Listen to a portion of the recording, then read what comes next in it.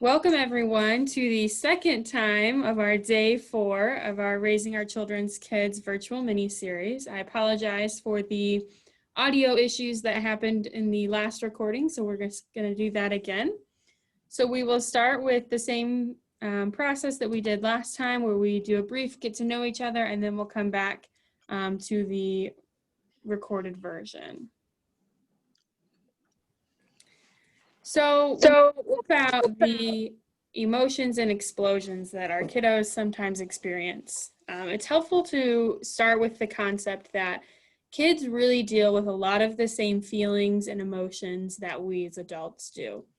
So when we think about, the things that make us happy or the things that make us sad, whatever those different things are, kids feel that and experience that as well.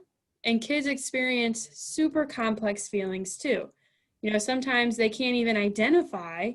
They don't have the words, they don't have the vocabulary to really communicate what it is that they're feeling. So oftentimes they express their feelings and emotions in different ways. A lot of times this includes yelling and screaming and throwing themselves on the floor, lots of different explosive behavior because they just don't really have the words to communicate some of those feelings. So it's really important for us as adults, regardless of if we're parents or if we're babysitting kids or, we're teachers, whatever adult role we fill, it's really important for us to help teach these kids how to learn some of those emotional skills. And that's going to be a big part of our conversation today. So like I mentioned, we want to go into this thinking that we understand kids have a difficult time identifying their emotions and their feelings. But the biggest thing that I want to emphasize throughout this entire talk today is that emotions and feelings are not bad behavior. I'm going to talk a little bit more about that and get really kind of in the weeds here and talking about that concept. So one of the most common things I hear parents say is that children are doing things to get attention. They just want to annoy me. They just want, someone to pay attention to them, things like that. So when these kids are using these kind of like oblique ways to get attention, like causing a scene or exaggerating, maybe picking on other kids or on their siblings, whatever they're doing that's not really their goal, they're just trying to get attention, they're putting themselves at risk for being ignored.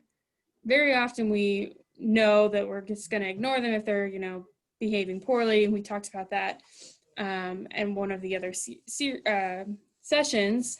So when kids are putting themselves at risk for this, they know that. They know that that's typically how their parent is going to respond. But this also happens to children even when they are directly and openly asking for attention. So if they're saying like, hey, can I spend time with you? Or maybe they're hugging you and won't let you go. Or maybe they're sitting really close and not giving you any personal space. They're really wanting that attention.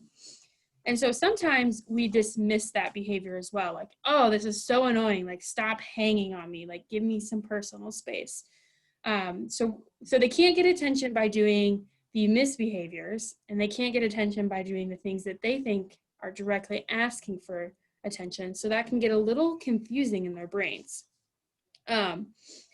So when we think about children being manipulative or doing things that we would never think was, the proper way to get attention, we kind of have to ask ourselves, like, where did they learn this behavior? How did we get to the point where they can't ask for that attention? They have to act it out in some way to get that attention. Why don't they feel comfortable just asking for that hug or asking for sympathy or asking to be played with? We kind of have to look at those different questions to see what is really going on here. And I think the easiest way for me to explain this is that all children begin their lives with this really incredible ability to be very concrete in what they're asking for. They cry. So when they cry, that's a signal that they need attention. Now, whatever that attention may be is, you have to figure that out. But they're telling you, I need attention, I need comforted, I need, warmth and cared for. So typically, when a baby is crying, an adult will come up to the baby, try to comfort him or her, and say like, shh, it's okay, don't cry. Now, we think that this is comforting. We're normally very hushed tones, we're really relaxed, we're really calm. But at the very start of their life, we're telling them not to cry. We're telling them not to express this desire, this need for attention, whatever it is. So that begins to get reinforced throughout as they grow older. Very often we'll tell kids, oh, don't cry, it's okay, everything's all right. Don't cry, it's not that big of a deal. We'll talk more about that in just a couple minutes. But I want to emphasize that attention is really, really important, and all children deserve the attention. Our children really just want to be heard. They want to feel loved. They want to know that you're there to support them. And sometimes, we have to sit through things that are maybe annoying to us, or maybe they're crying and screaming is overwhelming. So I'm going to talk about some ways that we can really listen for their behaviors and listen for their emotions, so that we can make sure we're hearing our kids. So it really starts with making sure we're not punishing people for feeling. So I talked a little bit about don't cry, everything's all right. But time and time again, we give this message to our kids that emotions are not okay. Emotions are bad. When you have emotions, that's the same thing as, having bad behavior or getting in trouble. So when we teach our kids this, we kind of suppress that natural response of expressing our emotions. And then it has later effects in our teenage, early adult, even older adult lives. So we want to make sure that we're not suppressing that, but we also want to help make sure that, they're okay. A lot of times kids will have over the top emotions for something that we see as minor. So we don't want to punish them for that, but maybe helping them get the language, helping them find coping skills, helping them find different ways to handle those emotions and those feelings in ways that are healthy and appropriate. And that all starts with listening. So if we're not listening, we can't help them with their feelings. At the end of the day, real listening is all about feelings. It's all about the emotions. It's all about what's going on with your kiddo. So we want to make sure that we're really honing in on that. And sometimes it's hard. Sometimes our kids will talk and talk and talk and talk. Sometimes our kids will say things that have no linear logic. They'll go from one story to the next in as much of a breath. So it's really hard sometimes. But there's a really easy way to know if you have actually listened to what was said. And that is how you feel after they've spoken. Do you feel compassion? Do you feel like you need to protect them? Do you feel pain? Maybe your child is experiencing some painful feelings. Do you feel that pain that they're feeling? Can you feel some of the emotions that they have shared with you? And if not, that's kind of an indicator that we weren't listening as closely as we could have been. Just a hypothetical question here for you. How often do we tell ourselves that we're really listening to the conversation, but in reality, our mind is wandering. We're thinking about, oh, I need to go get groceries. I need to do the dishes. I need to do this. And it's this endless list of things you need to do when really, our kid is talking to us about something that's important to them. So I'm not saying that everyone does that perfectly. I'm not saying that I do it perfectly. It's a really hard balance to have. And sometimes, we're really busy, we're really exhausted. We need those times to kind of run through our to-do list. So just trying to figure out the best time to do that and really being present when they're talking with you, especially about the feelings that they're experiencing, is really, really important. So I'm going to talk in depth here about something called empathy blockers. And these are just a couple examples on the screen here. And I'm going to go through each of them. But this is usually the biggest reason for not listening. So we typically avoid listening because our children's disappointments, our children's pain, our children's emotions that they're experiencing make us feel guilty. If our kiddo let's say, is playing a game and they lose and they're just so distraught, we may feel guilty that we didn't help them succeed in that circumstance. And sometimes, that's not easy to identify right away. Like, we may not even notice that that is what's causing us to not listen until much, much later on when we're really processing it. Sometimes we will use empathy blockers unintentionally because we want to save our kids from the pain. So really, though, the greatest way to save our kids from that pain is to listen and help them feel heard. Empathy blockers really save us the trouble of listening. We don't have to really engage into that conversation, but we lose our connection with our kids when we use these different empathy blockers. So I'm going to go through most of these and give you a couple examples. So downplaying is, oh, don't cry. It's not that bad. It's not the end of the world. It could be so much worse. Really downplaying whatever circumstance is happening with that kiddo. Denial. So this one could be, like, there's nothing wrong, nothing to be upset about. You don't need to cry about that. Things like that. Reasoning happens a lot when we're talking about sharing. So when we are teaching our kids at a very young age how important it is to share, there's very often tears involved because our kids are trying to learn this really complicated concept. So sometimes parents will say, don't cry. Can't you see that the other kid didn't mean to hurt you? Can't you see they just want to play with the toy? It's okay. This is why this is happening.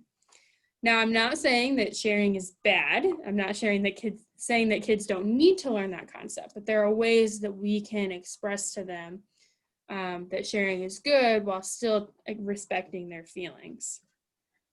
The positive side is one I experience a lot as an adult. So people will say, look on the bright side, this probably happened for a reason. Everything's going to work out in the end. If it's annoying for us as adults, imagine how frustrating that is for kids when we don't value how they're feeling in that moment. Cheering up. This one, I will tell you, can have a lot of benefits to it if it's done properly. So cheering up is when we're like, here, like, let me tell you something funny. Let me give you some like exciting thing, like let's go get ice cream, that'll cheer you up, things like that. This is typically used a lot. So I have a very perfect example of this. I was a probably young teenager and I had a family member pass away, and we were all really, really sad, but rather than talking about it, we just went for ice cream and then never talked about it. So I'm not saying that wasn't helpful. Like, yes, I would love to have ice cream, but that we didn't get to process those feelings and really kind of think about it. Advice giving is another one that we as adults like to do, telling people, why don't you do this? Or maybe you should just ignore so-and-so, or maybe go play with another kid who's maybe not mean to you, lots of different things. Again, this one has the potential to be helpful if it's given at the right time and using the right language, which we'll talk more about that in a minute. Expectations. So this is very, very common when we talk about consequences. Saying things like, you should have known better, like, get over it, don't let it get to you. This is kind of, you should have known better, lots of things there. Put downs are pretty common. Don't be silly. Don't be ridiculous. Name calling would fall in here. Labeling is one that's really hard to do, or hard to not do, I guess, is when we say things like, you're being oversensitive, you're acting this way because of this, and you're really kind of stealing that power of whatever the emotion is when we label it, and instead of letting the kid label what they're feeling. Distracting is very similar to positive or to cheering up, changing the conversation entirely, moving on, just not even talking about it. And the last one is stealing the thunder, which again, as adults, we all hate when we are sharing with our friends that this bad thing is happening in our life, and they say, now, I had a really similar experience, and then they just completely take over the conversation. So if we know that it hurts us, we can imagine that it would hurt our kids to do the same thing. Now, like I mentioned, on the surface, these empathy blockers are not malicious. They're not intended to shame our child. They could be well intended, like the advice giving or the cheering up. But if we don't do it right, we're really just taking away that opportunity for the child to be heard and for there to be this connection. It typically leaves the person on the receiving end feeling shut out, feeling frustrated, feeling like there's something wrong with the way that we're feeling, especially when we go into that labeling empathy blocker, when we say like, well, you're just being oversensitive. We're kind of saying your emotions are bad, your emotions are wrong. So those are just some of the empathy blockers that are pretty common, but just kind of think to yourself, like, have I ever used one of these? Or maybe I've used all of these when talking with my kids. How did that go? Like, what was the reaction that your kiddo had? Was it positive? Probably not. It could have been a really good conversation afterwards. But knowing that these are kind of things that shut down that conversation and really kind of lead to kids bottling up those emotions, think about ways you could have had those conversations differently. We can't go back in time, but we can move forward and kind of adjust how we do things. And like I said, not all of these responses are always negative or always inappropriate. There are times when giving advice is helpful and appropriate. There are times when we cheer kids up, but we want to make sure they've gotten their feelings addressed first. So I want to kind of transition a little bit to some of the behaviors that our children experience. You may be asking yourself, why does my child struggle with this problem behavior? If you remember from boundaries, the session we had last week, we identified a specific behavior that we wanted to kind of address with our kids.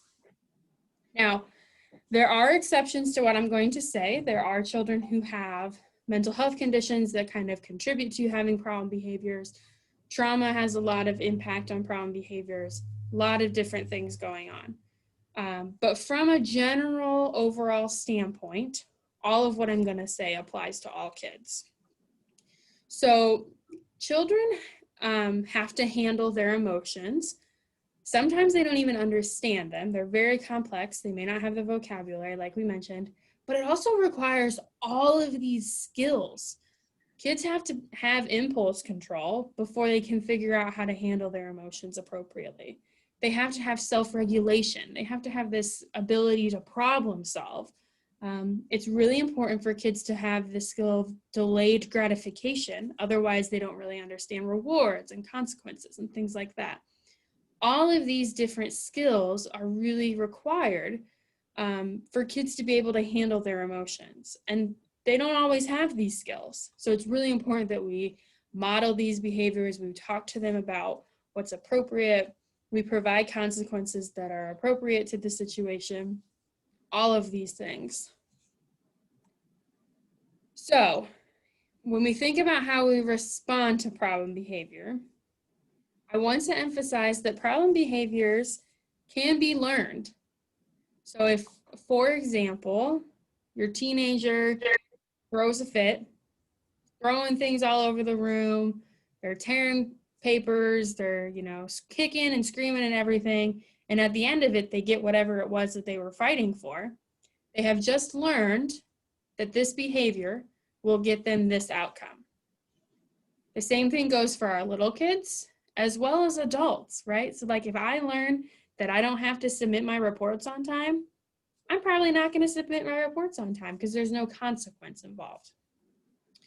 So knowing that information, it's really important that you as the parent, you as the adult in the household, follow these kind of guidelines. So the very first one is don't give in.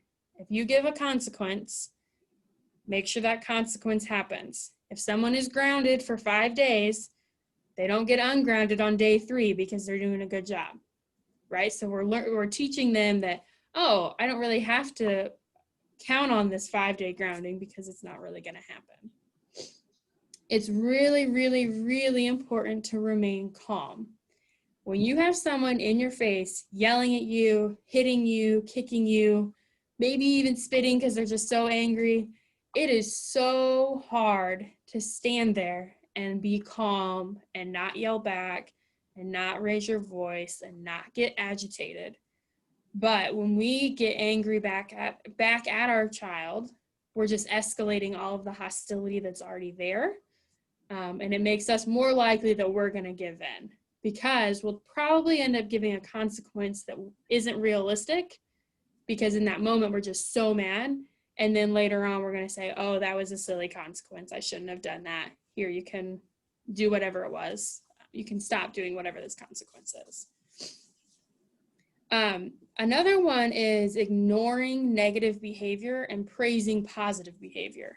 So for example, if your kid is, doing something that's not okay, like tearing up your house, right?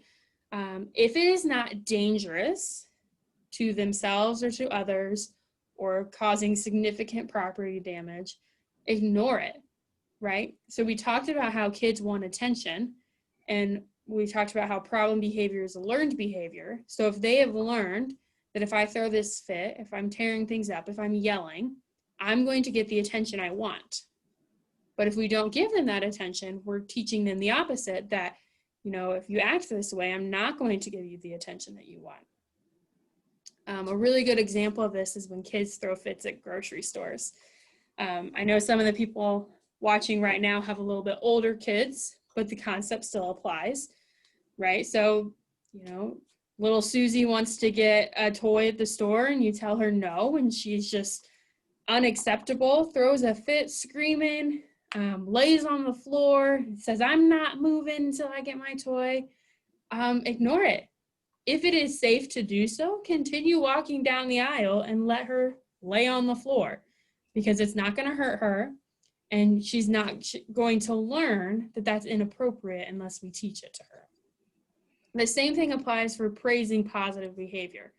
So this happened last week. Little Susie threw herself on the floor at the grocery store. This week she asked for a toy again. You said no, and she didn't throw herself on the floor. We should say, wow, Susie, you did such a good job responding to that. I'm really proud of you. That was really good behavior. But she still doesn't get the toy, because then we'd be giving in. So then we continue to move on. So really focusing on those positive behaviors, completely ignoring the negative ones when it is safe to do so. Use consistent consequences. This applies in two different ways. The first is, if we know by our boundaries that we have established that this behavior will get this consequence, that behavior should get the same consequence every single time.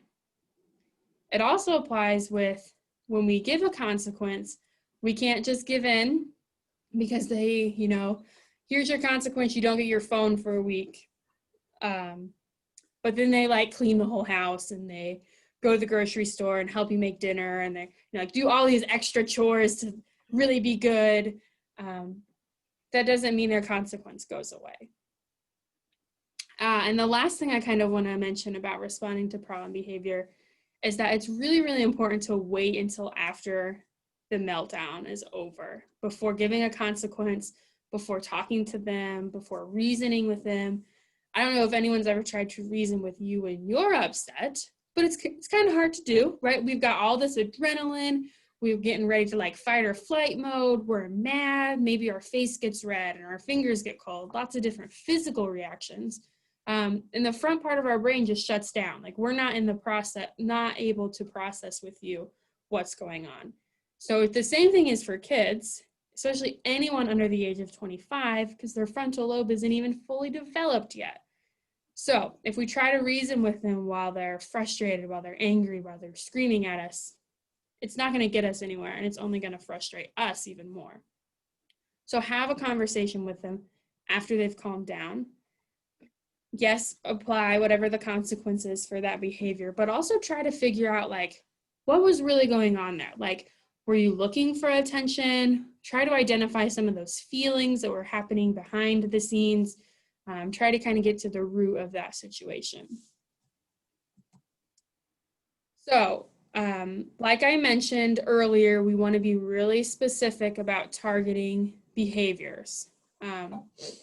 So there's a couple things I want to mention on this slide. I know it's a lot of words, but there are things that we do as adults and as parents that can often lead to misbehavior.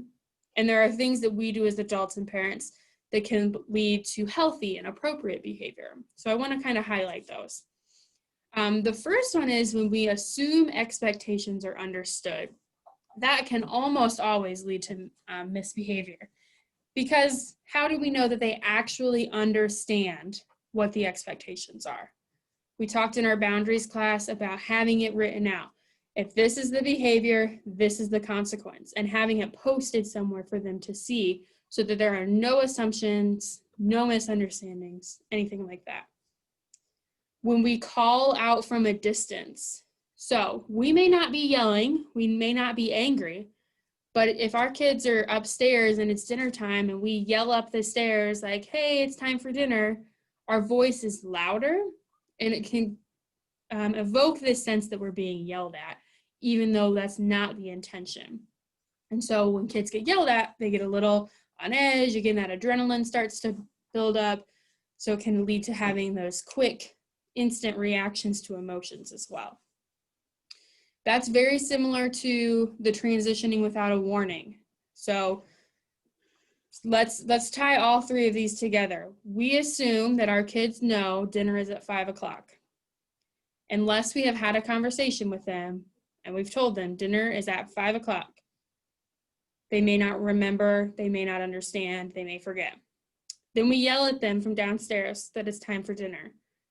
And we did it at 5 o'clock. So we didn't provide them that little buffer that it's time for dinner. You didn't give them a warning. You didn't say like, you need to start getting ready. It's almost time for dinner, things like that. And then the last one that can really lead to some misbehaviors is asking those rapid fire questions or even providing serial instructions. So like you're going to mop the floor, then you're going to do the dishes, then you're going to take the trash out, and you just like tell them really, really fast. It can kind of cause some stress as well. So some of the things we can do to kind of bolster that good behavior are all of these different things on the right side of the screen. Really I'm going to skip the first one and come back to it, but providing those really clear expectations.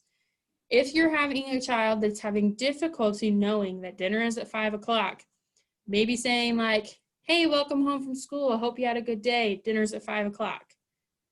Just providing that response, that reminder, maybe even posting it. I know when we're teaching our kids how to tell time, sometimes it's helpful to even on a clock show some of the different things that are going on. Like 5 o'clock is dinner time, maybe that's a red section on the clock. Or bath time is at 8, we have bath time highlighted. So really providing clear expectations. Providing those countdowns to transitions. Hey, dinner's at 5 o'clock. Maybe remind them half an hour before. Maybe remind them 10 minutes before. Maybe 5 minutes before. If that is when you're having the biggest explosion of emotions happening is during transition times, try to find some ways that help them kind of prepare. Like maybe they were having a really fun time playing this game, or maybe they were really enjoying their book and now you've interrupted me and now I'm frustrated. Trying to find those different ways to provide a transition for them in a healthy way. I'm going to go back up to adjusting the environment. So these are the 3 most common things that cause explosions. When our kids are hungry, when our kids are tired, and when our kids are distracted, so they don't have that transition. So maybe try to do things that prevent those things from happening. If they are miserable at bedtime, they always fight with you every single night before it's time to go to bed, maybe move bedtime up half an hour so they're a little bit less tired. If they're miserable every time they get home from school because they are hungry, they had lunch like 4 hours ago and they're just starving, give them a snack, have a snack ready for them so that you kind of prevent that from being a reason for them to have this explosion. And the last one is allowing for structured choices. So I talk a lot about giving kids autonomy, giving them responsibility, I talked about helping them decide their own consequence. So structured choices allow for that too, and you still get to provide what those options are. So, for example, if your kid, never does his chores, and that's a big reason for explosions in your household, you can provide the choice of, do you want to do your chore now or after dinner? Do you want to pick up the living room before you go to your friend's house? Or do you want to do it afterwards? Like having really constructive, structured choices, and then they have decided what way they're going to do it.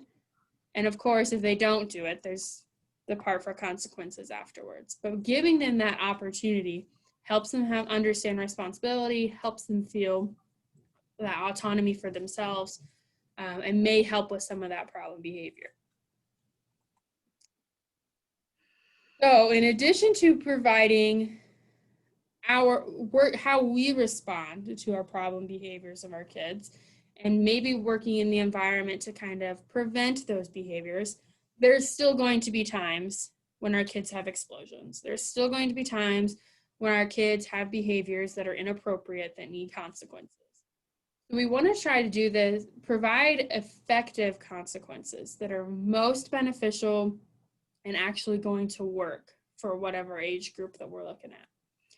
So there are a couple ways that we can be ineffective.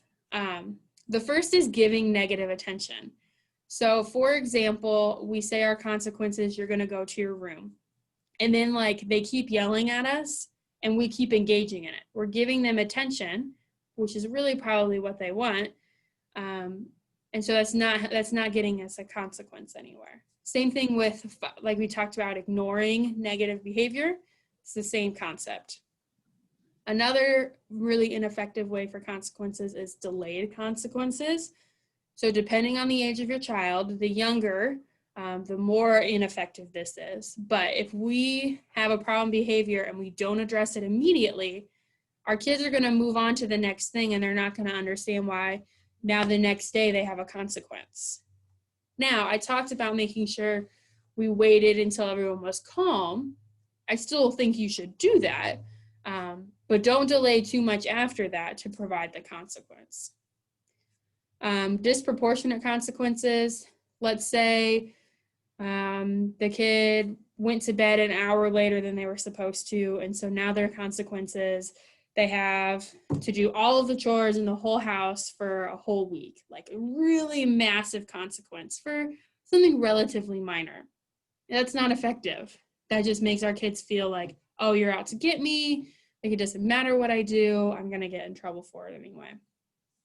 And this opposite is true when we give consequences that are accommodating. So for example, if someone's responsibility is to take the trash out and they don't take the trash out, the consequence should be whatever your consequence is, but then don't take the trash out for them. Like by giving them a consequence and then doing whatever their expectation was for them, we're really telling them, we'll do your chore for you. So we don't want to communicate that. Now, on the opposite, there are some effective ways to have consequences. Giving positive attention for positive behavior, we talked about that. We talked about active ignoring inappropriate and negative behavior. We haven't talked too much about reward menus. This tends to work a little bit better with younger kids or kids who are having a really hard time doing their chores, or maybe they're acting out in school and so their grades are not super great. And so we think of some different ways to incorporate rewards into those things. And they're not huge rewards. They're not going to Disneyland for getting an A on a test, right? Like we want it to be really consistent, really concise. If, oh, you didn't miss the school bus all week, what kind of treat would you like? Like maybe we'll go out for ice cream or something. Some small reward that shows them, oh, when I do these behaviors, I'm rewarded for them. And the last one is timeouts. And like I said, I know the people on this call have older kids, but timeouts work for everyone. including teenagers. But there are ways to do timeouts so that they are effective. And that includes all of the things on this slide. Without doing all of these things, timeouts are not effective. There needs to be an advanced warning. So it's, hey, if you don't stop that behavior, you're going to have a timeout. It needs to be in a predetermined place that has no rewarding stimuli. So I can't, my poor mother, she used to put me into timeout, and it would be on this stool in the living room where I could see my mom in the kitchen, my sister playing on her toys, and my dad watching TV. So I could see all of these different things where it wasn't really effective for me. I wasn't really missing out on anything by being in timeout. Same thing goes for if the timeout location is their bedroom, making sure they don't have rewarding stimuli in their bedroom. A lot of times the best place to do it is somewhere they can't see anyone else in the house. There's no noise, there's no music, no TV, whatever that may be. It needs to be a really quick response. So you've given them the advance warning, they haven't stopped the behavior, they go to timeout. Really, really quick. And you also should keep it brief, use a timer. So this is specifically for our younger kids. Typically it is 1 minute for every year of age. So if they're 3 years old, timeout would be 3 minutes. Using a timer helps the kids see like the passing of time. Time is a really complicated concept for our kids. So helping them see like, oh, I have to sit here until this timer goes off is really helpful for them. Keep it calm, don't yell at them, don't scream at them. Help them kind of transition to that timeout place in a really calm manner. Again, ignore. No rewarding stimuli needs to happen at this point. Be consistent. If they tell you, like, if you tell them this is the rule and this is the consequence, consistency is key. And I had a lot of people ask me, well, my kid's 5 years old and I put them in timeout and then they just get up and come out of timeout whenever they want. So there's a way to do that, to keep them in timeout. Is going to be frustrating. It's going to take some patience. It's going to require you to be calm. But every time that your kid leaves timeout before it's time, you add a minute to the timer. And then eventually when they see that their 5-minute timeout has now turned into 25 minutes because they won't sit still, they might, kind of learn this concept and start to stay in their timeouts area. Again, if whatever the reasoning is for them to go into timeout is because of some task that they had not done, don't do it for them while they're in timeout. Timeout is not an escape route. It's not the option to, oh, I don't want to do my dishes tonight, I'm just going to go to timeout instead. They still need to do whatever the task was originally. And like I mentioned, this does work for older kids too. It just has to look a little bit different. Maybe the behavior is back talking or being disrespectful. You're probably not going to put them in timeout, but we may say, you need to go take a break from the rest of the family until you can communicate with us respectfully. But that break doesn't include watching TV or playing video games or reading a book, whatever it is. It needs to be not rewarding, still needs to be a consequence. So kids who learn healthy ways to express and cope with their feelings are going to grow up into adults who can cope and express their feelings appropriately. They're going to be more empathetic. They're going to perform better in school. They're going to have more positive and stable relationships. They're going to have improved mental health and well-being. And they're going to feel confident and capable. And they're going to develop a lot of skills. Because remember, like all of those skills I mentioned, problem solving, understanding delayed gratification, negotiating, all of these skills are required for coping with our feelings. So there are a couple things that you can do to help them really learn how to behave appropriately, how to respond to these emotions that they're feeling. The first one is tuning into cues. So notice what is going on with their body language. Notice what they're saying, maybe how they're looking. If they walk into the house and they throw their backpack and they're stomping their feet and they're huffing and puffing, those are some cues that there may be some feelings going on there.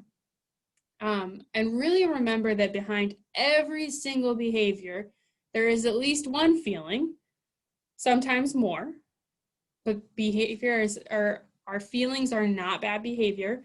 So trying to figure out what is going on with this behavior is really helpful. Maybe even have them name the feeling. So if we haven't gotten to a point where we're exploding yet, they're just kind of boiling, getting a little angry, or maybe they're really sad, ask them to name what they're experiencing. For our younger kids, or for our kids who don't have a really great grasp on emotions and feelings, have them identify the feelings of others. When you're watching TV together, when you're reading a book, when you're watching a movie, ask them, what do you think they're feeling? To kind of see how, to teach them how to identify facial features and body language and the words that we're using to kind of help them say, oh, that's, anger, or that's hurt. Help them identify those feelings. Being a role model. So, we get upset too as adults. We have our feelings and our own emotions that we experience. If we need to express them, let's try to express them appropriately to model what that looks like. Again, encourage with praise. I'm all about praise, especially positive behavior, positive coping skills. And then again, listening to your child's feelings, really listening, helping them feel heard and connected to you. So these are 4 specific ways that I would encourage you to try with your children on teaching emotions. Ask them to identify their emotions throughout the day. Sometimes our kids go to school, we don't see them all the time, but maybe ask them, what was lunch like? How was class today? How were after school activities? Ask them about the emotions they've been feeling throughout the day. Again, trying to identify the emotions of the characters in TV or stories that you're reading. Praise them when they use the emotion words. So it's really easy for us to say, like, oh, I'm fine, it's not a big deal. But maybe if we can encourage them to say, yeah, I'm a little sad today, or, I'm angry, using those feelings to express what's going on with them. And we talked about having family meal times the first session we had. So using that meal time to discuss the day, talk about the emotions that went on throughout the day, because we're all human. We have a dozen emotions any given minute, right? So we have lots of emotions we can talk about during our days. So for next steps, I hope that you will choose one of those activities that we talked about to discuss feelings with your child. And then I would encourage you to look at your consequence system. Like, what are your rules? What are the consequences that are associated with them? Are they working? Are they not working? Just kind of evaluate where you're at with things. As always, if this is the only session you were attending, please complete the survey. And I want to thank you all for your attendance in the Raising Our Children's Kids virtual mini-series.